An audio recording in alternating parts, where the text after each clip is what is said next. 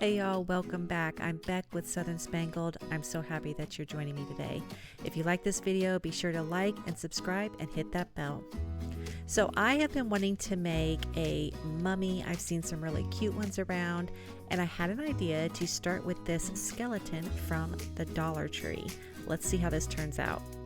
So the first thing I did was take off this little loop, this little plastic knob that was at the top of his head. You can see this is made to turn on, his eyes light up, it makes sound. That is not what I wanted at all. So I'm going to take care of that in a little bit. But the first thing I did was just to cut off that little piece on top. It came off pretty easily, and it doesn't matter because it's all going to be covered up anyway. So I decided to use some canvas material that I had, and I was going to cut it up into strips. Now, I didn't really know what size strips I wanted to use as far as the width, so I cut some different sizes. Some were a little bit wider, some were more narrow, but I just gave myself a variety, and I also didn't know how much it was going to take to do all this. So you'll just have to, depending on what fabric you use, you'll have to experiment with it. So I took my material, I went down and I cut some notches, and then I was going to just tear it into strips because I wanted that fabric to have that kind of frayed look. And I just went back and removed the biggest pieces of string that were hanging off, but I left all those little frays. So I'm going to go ahead and finish tearing up all of these strips until I get a nice big pile. All right, so I have my pile of strips, and I am going to start by wrapping the head first. So I put a dot of hot glue on the top where that knob is, and that also is going to keep that little switch from accidentally getting turned on.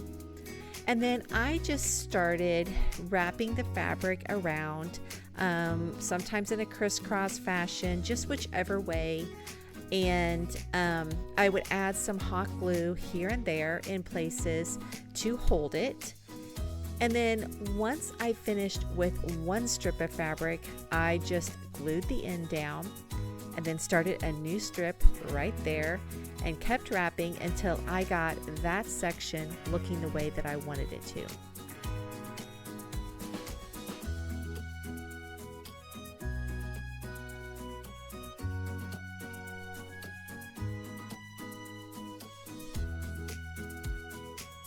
And you can see here I'm also using some wider strips of fabric as well as some narrower strips.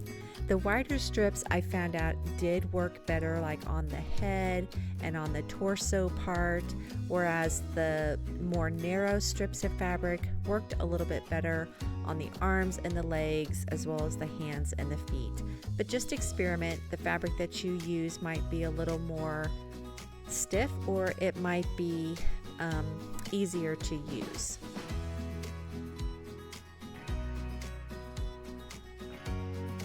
So once I got the head looking the way that I wanted, I decided that I would start with the limbs and then do the torso last. So you can see here, I just start wrapping. I also did a couple layers to kind of make it a little bit thicker. And I also made the hands and the feet a little bit thicker as well.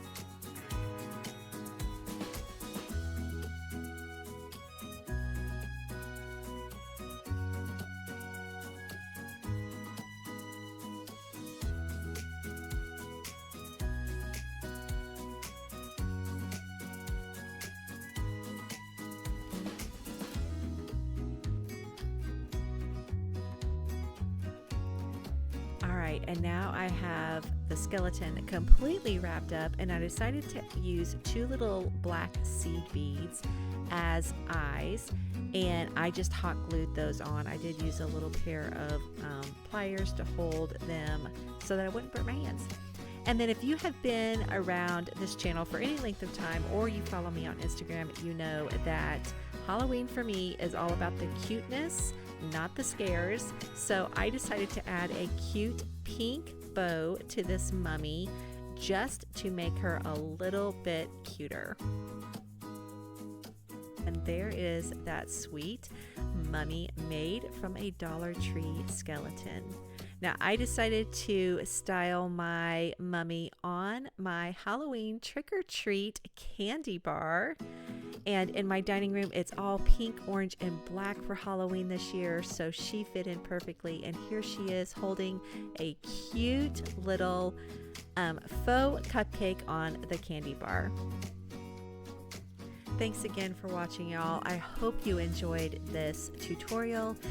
Tell me what you think in the comments, and I can't wait to meet you.